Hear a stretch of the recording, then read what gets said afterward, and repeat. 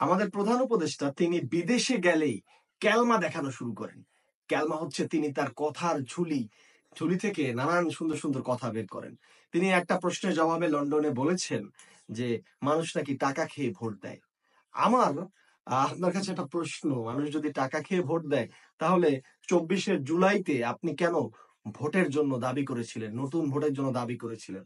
ক্ষমতায় গেলেই সবাই এরকম লোভী হয়ে যায়, ক্ষমতায় গেলেই আর কিছু চিন্তা থাকে না। আচ্ছা, আমি যদি মেনেও নিই যে কিছু কিছু মানুষ টাকা দিয়ে ভোট দেয়, এই ধরনের মানুষের সংখ্যা আছে, কিন্তু আমি একদম নিশ্চিত যে এই ধরনের মানুষের সংখ্যা একদম অধিকাংশও নয়, আর এই ধরনের মানুষের সংখ্যা কোনো সংখ্যা দিয়ে পরিমাপ করাও যাবে না। আর আমার একটা প্রশ্ন, যে যদি মানুষ টাকা দিয়ে ভোট দেয়, টাকার বিনিময়ে যদি ভোট কেনাই যেত, তাহলে শেখ হাসিনা কেন ভোটের আগের দিন ব্যালট বাক্স ভরে রাখতেন? উত্তর দিতেই হবে। আমি মনে করি যে এই কথাটার দ্বারা প্রফেসর ইউনূস শেখ হাসিনার মাত্রাকেও ছাড়িয়েছেন। অন্তত এই বিষয়ে তিনি শেখ হাসিনার চেয়েও ভয়ঙ্কর কথা বলেছেন বলে আমার কাছে মনে হয়।